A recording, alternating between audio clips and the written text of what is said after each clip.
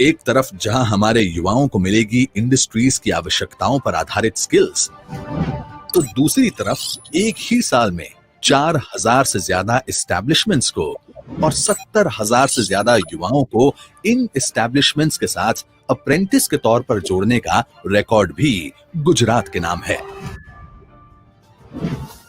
जैसे मैनेजमेंट क्षेत्र में आईआईएम और टेक्नोलॉजी क्षेत्र में आईआईटी प्रसिद्ध है, वैसे ही अब हमारे गुजरात में भी होगी Tata education and development trust के सहयोग से Indian institute of skills IIS की स्थापना। गांधीनगर के नासमेद में 20 एकड़ जमीन पर माननीय केंद्र गृह मंत्री अमित भाई शाह के द्वारा इसका भूमि पूजन भी हो चुका है।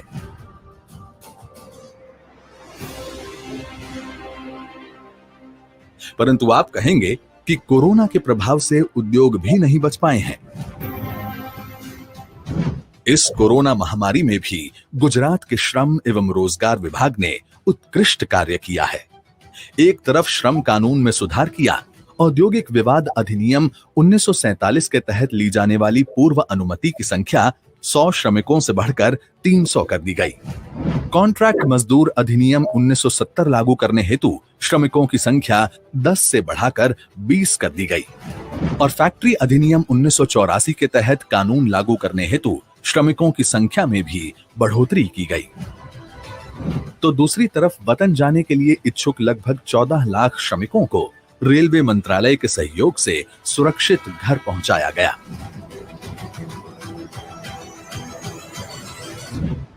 अनलॉक 1 में उद्योग शुरू तो हुए, परंतु स्किल्ड वर्कर्स की कमी के कारण उद्योगों को कठिनाई पेश आ रही है।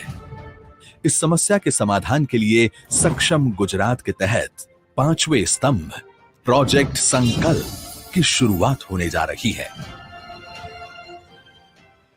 आज का समय स्किल का समय है। स्किल से हर असंभव कार्य संभव हो सकता है और आपत्ति को अवसर में परिवर्तित करना गुजरात का संस्कार है, स्पिरिट है। आज कोरोना महामारी के इस कठिन समय में उद्योगों को स्किल्ड वर्कफोर्स और युवाओं को रोजगार मिले, इस आशय के साथ हमने by the industries for the industries in the industries के कंसेप्ट के साथ प्रोजेक्ट संकल्प शुरू किया है, जो कि आने वाले समय में कौशल विकास और रोजगार दोनों के लिए फायदेमंद साबित होगा और इससे हम प्रधानमंत्री मोदी जी के आत्मनिर्भर भारत के सपने को पूरा करने के लिए आत्मनिर्भर और सक्षम गुजरात का निर्माण करने के लिए और कदम बढ़ा रहे हैं। कौशल विकास के क्षेत्र में इन 5 स्तंभ के निर्माण से सक्षम बनेगा गुजरात, आत्मनिर्भर बनेगा गुजरात। जय जय गर्वी गुजरात। जय Hind.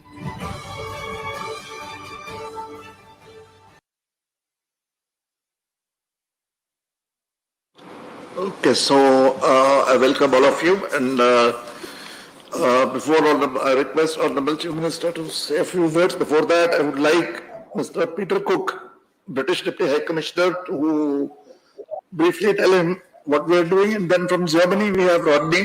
He will be talking about what they are doing, so we have international perspective, and then we will have Honorable Chief Minister to say a few words. Could we have Peter, please? Thank you very much indeed, and good afternoon, namaskar, and kemcho. I'm delighted to be joining this group and delighted to join the National Skills Summit here in Gujarat on World Youth Skills Day. I had the great privilege of listening to the Prime Minister, Mr. Modi, earlier on today, make a new slogan for India's future about skilling, upskilling, and reskilling. And I think that's a very appropriate a moment to try and understand what is happening. But thank you to everyone for allowing me to participate today. To the Honourable Chief Minister, Shri Vijay Bhai Rupani, the Honourable Minister for Labour and Employment, Shri Dilip Kumar Thakur, to the additional Chief Secretary, Mr. Mitra. Very kind of you to invite me today. I want to say how much this is very important to my particular agenda. I was very pleased that last year the British government was able to support a program and indeed to set up a Centre for Excellence for skills for disabled people in Rajkot. And I thought that was a very important demonstration of our willingness to engage in this agenda, particularly between UK and India, but most especially in Gujarat. And I feel it's particularly important to recognize the minority communities that need the support of institutions and governments like the UK. So very pleased to pick that up. Delighted it was a part of our support. This is a very peculiar time for government in any country around the world, and the UK is no different. We are facing such challenges in our healthcare systems, in our physical and mental well-being, and also in our economic and our societal challenges. And I think we recognize that there is going to be a very profound change across many countries and across many different disciplines for what will our new society require, what will our new economy require. And so much of our effort on an economic recovery is going to depend on how we adapt and adjust to the new challenges. I recognize that it's very much about building back better, how we can improve on the systems that we've had up to now to try and strengthen for the future so that we can be more resilient and we can withstand these shocks and these challenges. The skills agenda is a central part of any response. And as politicians grapple with how best to devise new policies to answer this challenge, I'm sure everyone is going to recognize trying to equip our young people, trying to equip our labor market with new skills and that flexibility that is going to be essential as we adapt to these challenges and as we adapt to the new environment after the coronavirus pandemic. We have discovered that we have a very important relationship with nature, with our climate, with our environment. And I think one of the things that the pandemic has taught us is that we need to reconnect with that in a better way. It's about the kind of recovery we want, about the kind of future that we want. And so we need to protect and restore nature. We need to reduce our exposure to these deadly viruses and also to understand the climate impacts. One of the slight benefits we've had from the pandemic is that we have made an adjustment in our climate footprint. And we've seen that in pictures around the world of cities that are smog-free, where the air pollution is much better. And that is certainly an adjustment we should understand. But it is important that as we lay the foundation for sustainable and inclusive growth and development, that we look to the new industries, the new technologies that are going to arise out of this particular situation. The challenges for public health, the challenges for biodiversity and for climate change, and ensuring that the young people have the skills for the future as a principal pillar of how we will respond. And that has been at the heart of the UK government's industrial strategy and its attempts to recover from this pandemic. We want to promote sustainable and inclusive growth, improving the affordability, the quality, the relevance, and indeed the balance, the equity balance of higher education, and particularly in the skills agenda, in technical and vocational education and training. And we've put a particular emphasis on that aspect. We recognized a few years ago that our academic support, our education policy was very strong in formal education, but less strong on informal education. And so the government in the UK set up a new qualification, a T level, to sit alongside O levels and A levels as the formal education, but this technical education to be a vital part of how we will cope better for the future, and to ensure that we have a balance between the academic side and the technical side. It's not just about what you know, it's about what you can do. And that's a very important element in the policy that the UK has adopted. We want to ensure that our labour market has the skills, has the flexibility, has the resilience to respond to the challenges it's going to face, to help people find better and more secure employment, to have a workforce that is relevant for the skills for our business needs in the UK. And that requires a very close dialogue between employers, between unions, between academic institutions, and indeed also to the government. It allows us, I think, to have a wider dialogue and to create a better ecosystem where a skills agenda can thrive and prosper. We recognize also that it is important in our achievement of the Sustainable Development Goals to ensure inclusive and equitable education and lifelong learning for all our citizens, contributing to that well-being of the population, where they feel valued, where they feel respected for their capabilities and for their work. It's also about eliminating the gender disparities in education, ensuring equal access to all levels of education, not just formal education, but also informal education, and to value both of those sides equally, to identify people with disabilities, minority communities, indigenous peoples, and especially children that suffer in very vulnerable situations. And as with the implementation of any policy framework, the aims of our research institutions, our higher education institutions, to support that skills agenda, to look for research partnerships, to unlock the existing skills gaps, and to try and propose possible solutions. And the way forward also by making use of the knowledge and expertise that we have, to disseminate ideas better, to bring about better working solutions, and to fill those gaps and those employability issues. And so the UK has spent considerable time looking hard at how it can develop its skills agenda, from a strong emphasis on apprenticeships and trainee schemes, for this new qualification of a T-level, for a closer dialogues with business to understand business needs, and to ensure that we build educational programs that respond to business needs more accurately. In the coronavirus pandemic, the government has already responded to try and find new ways of encouraging this behavior in our society. It has provided money directly to business to recruit more new trainees. It is subsidizing every new trainee with £1,000 to the employer to make it affordable for the employer to take these new trainees on.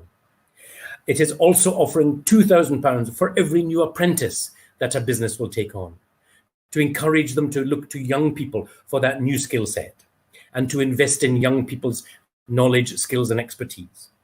And perhaps the most important that they have announced since the coronavirus pandemic is a new scheme called the Kickstarter scheme.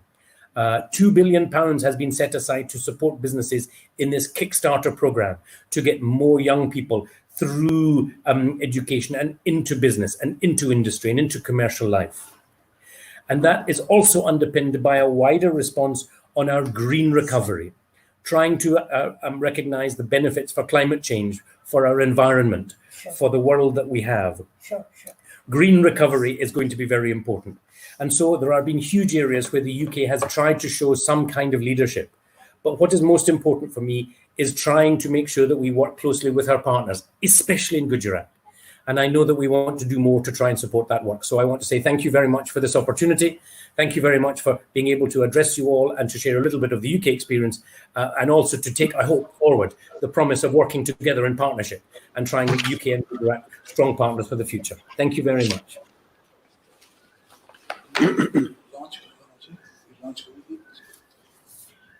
I would, since Honorable CM is today, in fact, despite the cabinet, he's here today amongst us and he's hard pressed. I would request Preet to start the process of the portal.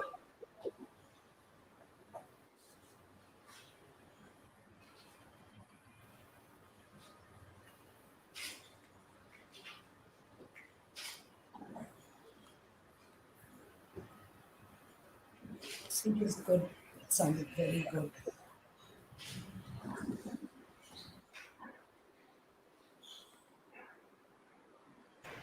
Supreet, are you there? Sir, I'm here, sir, but I could not hear you, sir. There is a network issue at my end, sir. Sir, अगर CM साहब अगर permission दे, sir हम project संकल्प का launch कर सकते हैं, sir. Okay.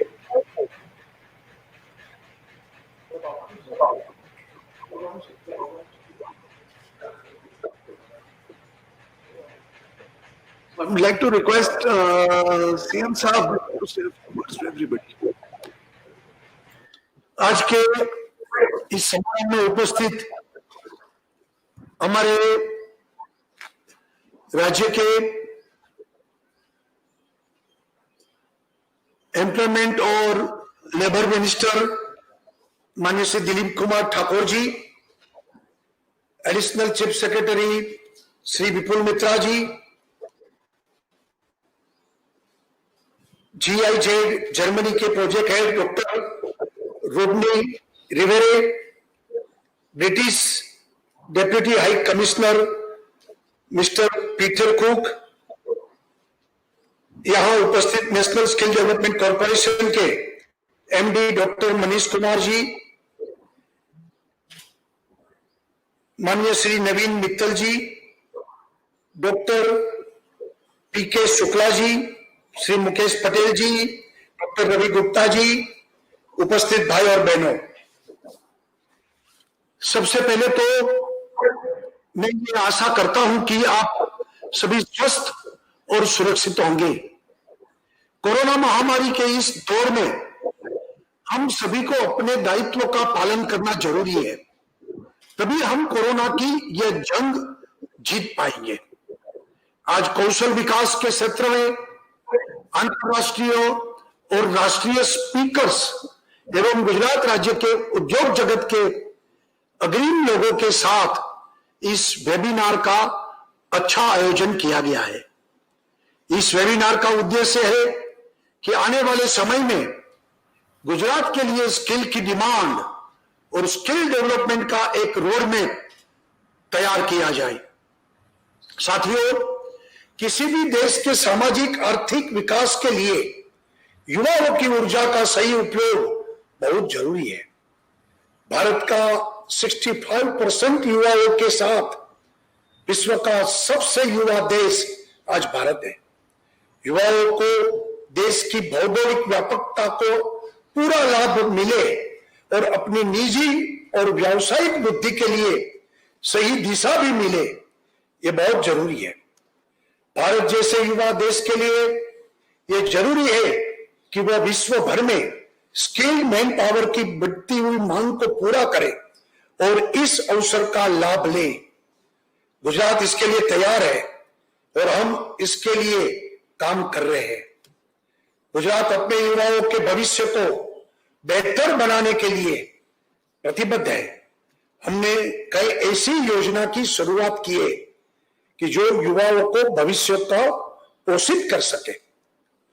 देश के युवाओं की शक्ति, सामर्थ्य और कौशल्य को एक नई दिशा प्रदान करने के उद्देश्य से प्रधानमंत्री श्री नरेंद्र मोदी जी ने आज से 5 वर्ष पूर्व स्किल इंडिया मिशन शुरू किया था। आज भारत में नॉलेज और स्किल दोनों में जो अंतर है उस समझते हुए कि काम हो रहा है। आज से 5 साल पहले आज के दिन स्किल इंडिया मिशन इस सोच के साथ शुरू किया गया था। कौशल विकास एकांगी प्रक्रिया नहीं है, यह संकलित प्रक्रिया है जिसमें रोजगार के साथ शिक्षा का समन्वय करने की कुशलता की तालीम प्रदान की जाती है। मित्रों, मैं आपको याद दिलाना चाहूंगा कि भारत में सबसे पहले स्किल डेवलपमेंट को लेकर चर्चा की शुरुआत गुजरात ने ही की थी। जब प्रधानमंत्री नरेंद्र भाई गुजरात के मुख्यमंत्री थे, तब उन्होंने साल 2013 में महात्मा मंदिर संकुल में परिसर में इस चर्चा की शुरुआत की थी। आदरणीय श्री नरेंद्र भाई ने उस राष्ट्रीय परिषद में कहा था कि विकास का आधार ही कुशल युवा शक्ति है।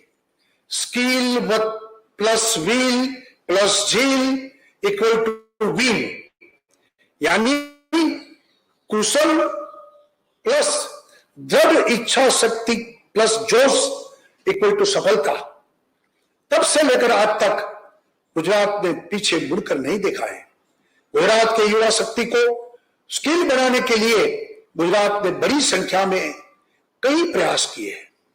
स्किल इंडिया मिशन और स्किल पॉलिसी 2015 का उद्देश्य वर्ष 2022 तक में 40 करोड़ युवाओं को कौशल प्रदान करना है। इस पॉलिसी का उद्देश्य अर्थव्यवस्था को सक्षम बनाने के लिए इकोसिस्टम को मजबूत बनाना है। प्रधानमंत्री श्री नरेंद्र भाई मोदी जी की सरकार ने अलग कौशल्य विकास मंत्रालय की रचना की, साथ साथ नेशनल स्किल डेवलपमेंट कॉर्पोरेशन जैसे वेंचर के साथ स्किल इंडिया जैसा एक भगीरथ अभियान की शुरुआत की। मेक इन इंडिया में रही प्रधानमंत्री जी की दूरंदेशी को साकार करने के लिए स्किल इंडिया का संपूर्ण सहयोग आवश्यक है। विश्व भर में एवं भारत में कौशल्यपूर्ण लोगों की बढ़ती मांग को पूरा करने के लिए भारत सरकार ने स्किल इंडिया जैसी महत्वाकांक्षी योजना की शुरुआत की है।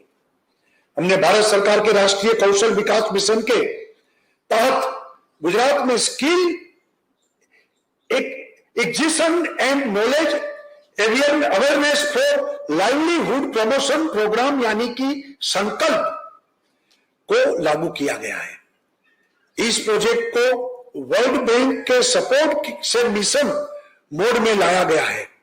इस प्रोजेक्ट के माध्यम से युवा को संबंधित उद्योगों की आवश्यकता के अनुसार तालीम भी दी जाएगी। इस प्रकार राज्य के उद्योग आत्मनिर्भर बनेंगे और गुजरात विकास की दिशा में और तेजी से आगे बढ़ेगा। युवाओं को कौशल को सही प्रशिक्षण मिले, इसके लिए गुजरात स्किल यूनिवर्सिटी की भी हमने स्थापना की गई है। साथ ही राज्य के उद्योग को उनकी जरूरत के अनुसार स्किल मैन पावर मिले और इसके लिए हमने गुजरात स्किल डेवलपमेंट कॉर्पोरेशन की भी स्थापना की है। इतना ही नहीं, हाल ही में जनवरी महीने में हमारे गृह मंत्री श्री अमित भाई शाह ने गांधीनगर में भारतीय कौशल संस्थान की भी एक नींव रखी थी। इस कार्यक्रम के दौरान भी अमित भाई ने कहा था कि यह संस्थान देश में रोजगार का राजमार्ग बनेगा। साथियों, यह हमारे लिए गर्व का विषय है और यह हमारी मेहनत का परिणाम है। जहां आज आप देख रहे हैं कि देश के बाकी राज्यों बेरोजगारी की समस्या से जूझ रहे हैं, वहीं गुजरात देश का एकलौता ऐसा राज्य है जिसकी बेरोजगारी का दर देश में सबसे कम यानी 3.4% है। साथियों, आज पूरा विश्व कोरोना संक्रमण के खिलाफ लड़ रहा है। गुजरात कोरोना महामारी के संदर्भ में सतर्कता के साथ आगे भी बढ़ रहा है। छात्र तथा युवाओं की पढ़ाई प्रभावित न हो तथा वे अपने घर पर ही कौशल्यवर्धक पाठ्यक्रम पढ़ सके, ऐसी अभिनव पहल गुजरात ने की है। लॉकडाउन के दौरान 700 सुपरवाइजर इंस्ट्रक्टर्स के द्वारा 12 विभिन्न ट्रेड के लिए 2000 घंटों इससे ज्यादा ई लर्निंग मटेरियल तैयार किया गया। तालीम लेने वाला विद्यार्थी के लिए परीक्षा की संपूर्ण तैयारी के लिए 10,000 MCQ की एक बैंक ऑनलाइन द्वारा मटेरियल वेबसाइट पर गुजराती भाषा में क्वेश्चन बैंक उपलब्ध होगी। मुझे आज सभी के सामने ये कहते हुए भी आनंद हो रहा है कि गुजरात के युवाओं को स्किल होने के लिए प्रेरित हो और इसके लिए हमने मुख्यमंत्री अप्रेंटिसशिप योजना के राज्य में संपूर्ण लागू किया है। ये योजना युवाओं में इतनी अधिक लोकप्रिय हुई है कि आर्थिक मुआवजा देकर अप्रेंटिस की भर्ती के लिए औद्योगिक इकाइयों को प्रोत्साहित करने में गुजरात देश में सबसे आगे हो गया है। आज गुजरात में 46,000 से अधिक अप्रेंटिस तालीम ले रहे हैं। इंडस्ट्रीज के माध्यम से इंडस्ट्री के द्वारा इंडस्ट्रीज में इंडस्ट्री स्पेसिफिक तालीम के द्वारा उद्योगों को आवश्यकता के आधार पर मैन पावर और राज्य के युवाओं को रोजगार देकर आत्मनिर्भर योजना को गति देने के लिए आज गुजरात राज्य के श्रम और रोजगार विभाग द्वारा प्रोजेक्ट संकल्प को लॉन्च किया जा रहा है। इस प्रोजेक्ट के माध्यम से युवाओं को संबंधित उद्योगों की आवश्यकता अनुसार तालीम दी जाएगी और इस प्रकार उद्योग आत्मनिर्भर बनेंगे। हाल ही में माननीय प्रधानमंत्री श्री द्वारा की गई पहल आत्मनिर्भर भारत के स्वप्न को साकार करने के लिए हम सबको वोकल फॉर लोकल हम सबको बनना पड़ेगा और इसके लिए भारतीय प्रोडक्ट्स को जितना संभव हो उतना ही प्राधान्य देना पड़ेगा। इस प्रकार देश की जरूरतों को देश की ही प्रोडक्शन से पूरा करते हुए रोजगार और अर्थव्यवस्था में वृद्धि होगी। ऐसे में यह जरूरी है कि युवाओं को नवीनतम तकनीक की जानकारी रखते हुए उन्हें स्किल्ड बनाया जाए। हमारे प्रधानमंत्री आदरणीय श्री नरेंद्र भाई मोदी जी ने युवा शक्ति के भरोसे पर ही नए भारत और आत्मनिर्भर भारत का संकल्प किया है। इसलिए यह जरूरी है कि युवाओं को नवीनतम स्किल के नाम के साथ हम लोकल को वोकल करेंगे।